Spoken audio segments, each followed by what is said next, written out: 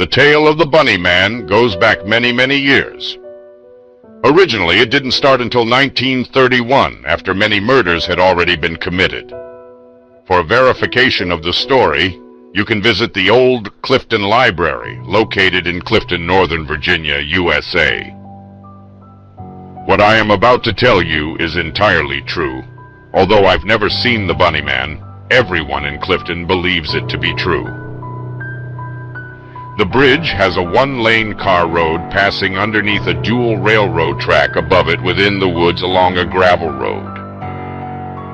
Back in 1903, deep in Clifton, there used to be an asylum buried deep within the wilderness of Clifton. Pretty soon after the Civil War, people started inhabiting the area, population-wise around 300 or so. It was a very small town. Nonetheless, people didn't like the idea about having an asylum miles down the road, so they all got together and signed a petition stating for the asylum to relocate elsewhere. The petition passed and a new asylum was built, which is now known as Lorton Prison, a temporary facility until convicts are appropriately sentenced. In fall of 1904, the convicts were gathered and piled into the bus, which was to transport them to Lorton. Somehow, during the drive not too far from where they left, the driver had swerved to avoid something, and the bus had started to tip and soon was rolling in a terrible collision course. Most of the convicts were injured, but had managed to escape the bus and had fled into the night woods. Later on the next morning, a local police investigation had begun, and they had begun rounding up the escaped convicts. Hours turned into days, days into weeks, weeks into months.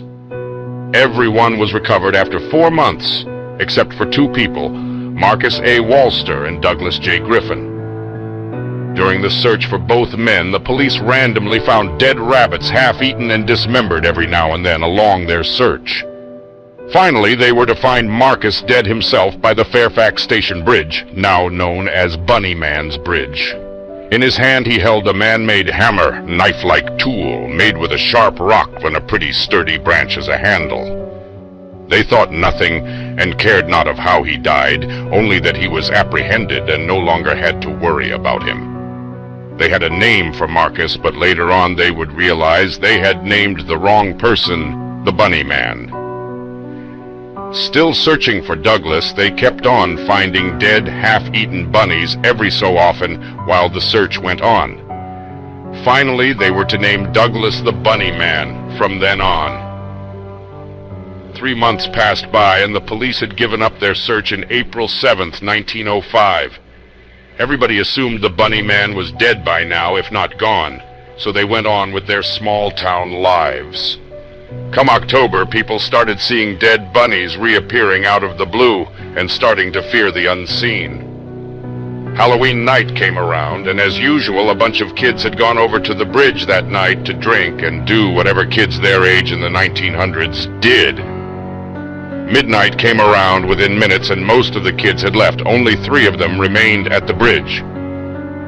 Right at midnight, supposedly a bright light back from within the bridge, where the kids were, and less than a couple seconds later, they were all dead. Throats slashed with that same type of tool that was found by the other escapee, Marcus.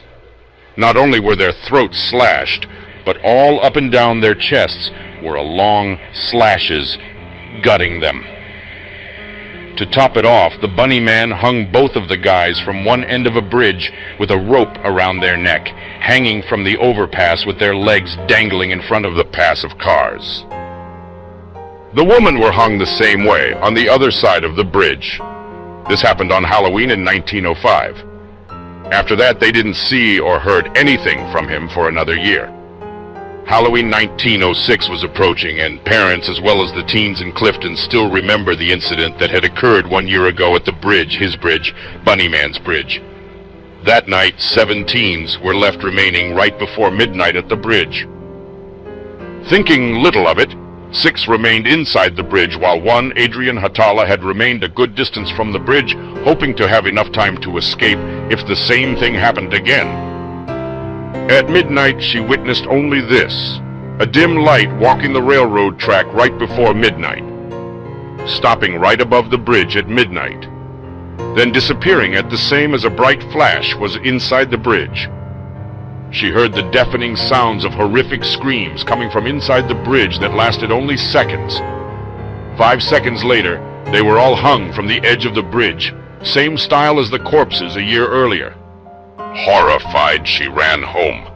She didn't tell of everything she saw, just spattered words here and there that some of the folk put together to come up with her story. No one understood it or even believed her. They charged her with the murderer and locked her up in the asylum of Lorton.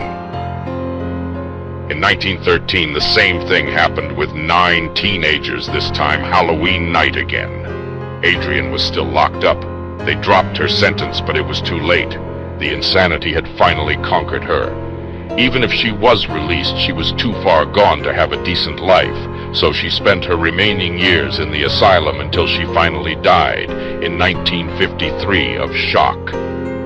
No one knows what exactly she died in shock from, but supposedly she had died in her dreams, dreaming of that one dreaded night. Perhaps the Bunny Man had finally gotten to her. More murders were to take place, however, although after the murders in 1913, most people stayed clear of the bridge on Halloween. 1943 rolls around and 6 teenagers go strolling out on Halloween night. A couple hours later, all of them dead, same way as all the others. Investigations took place, but as usual, nothing was discovered. 1976, the same situation occurs, this time with only 3 people. The only other incident that occurred since then was in 1987, 12 years ago. Janet Charletier was enjoying the night with her 4 friends. Halloween night had finally come, and they had gone driving out to enjoy the night after invading the children's candy bags. They had settled around 11 at the bridge, waiting for midnight to come. They didn't believe in the myth, so they decided to see it for themselves, and were bound to be the only ones who actually withstood the Bunny Man.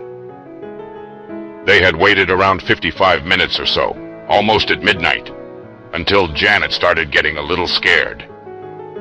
They all had been pulling pranks on each other, jumping out the bushes and screaming, so she was already a little worked up. Midnight hits, while she is completely freaked out.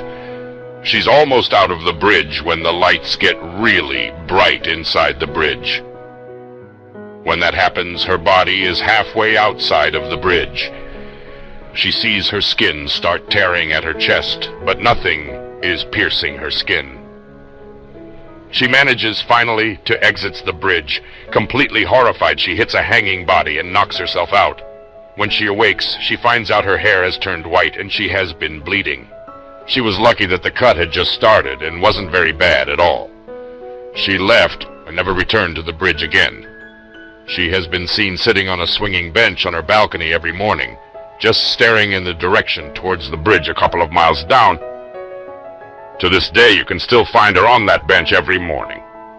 From then on, the story dwells untouched and unmoved.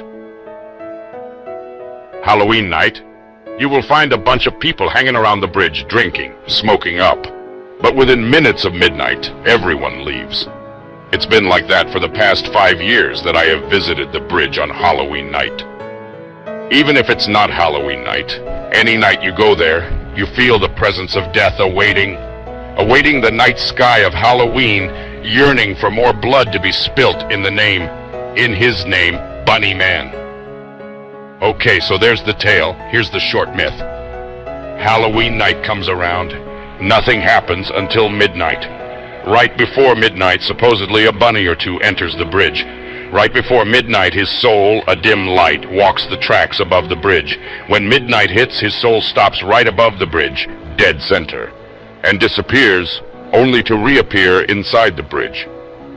From then on, it's his soul which lights up the whole area, so brightly that you can't even see him.